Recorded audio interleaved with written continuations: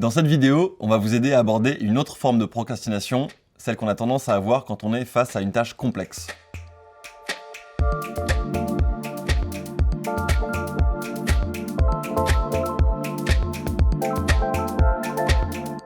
Forcément, à première vue, ça peut décourager et représenter un mur infranchissable. Alors si vous avez dans votre to-do list une ligne « écrire un livre », bonne chance pour y arriver. Alors dans ce cas, n'oubliez pas comment fonctionne notre cerveau.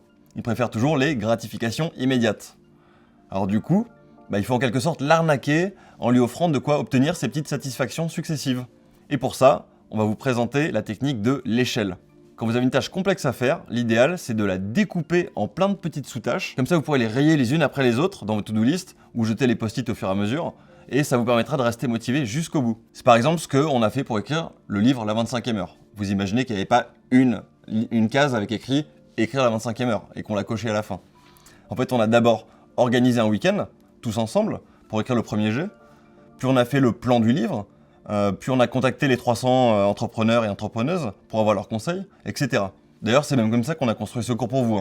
On vous l'a découpé en plein de petits modules vidéo pour que vous ayez la gratification immédiate d'avancer petit à petit. Mais bon, vous n'êtes pas obligé d'aller aussi loin.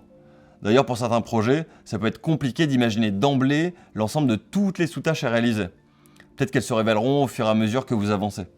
Dans ce cas, vous pouvez juste imaginer le premier barreau de l'échelle, histoire de mettre le pied à l'étrier. Exemple. Vous changez de boulot. Alors vous n'allez pas faire une case avec écrit « Trouver un nouveau boulot ». Vous allez commencer par refaire votre CV ou programmer un déjeuner avec quelqu'un dont le métier vous fait rêver. C'est plus simple de cocher la case « Refaire son CV » que « Trouver un autre job ».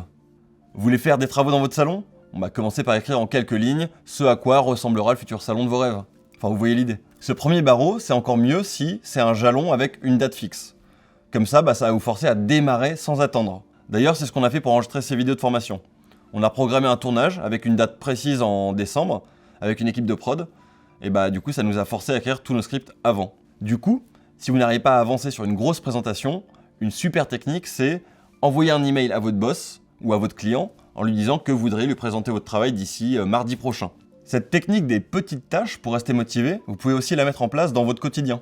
Posez-vous la question, c'est quoi la toute première tâche qui chaque matin vous apportera une petite dose de gratification immédiate et un petit shot de dopamine. Si ça se trouve, c'est juste d'aller faire un tour à pied, jouer un peu de guitare dans mon cas, ou faire son lit, ou lire de la poésie. D'ailleurs, il y a le discours d'un Américain célèbre, l'amiral McRaven, à une cérémonie de remise de diplôme aux États-Unis.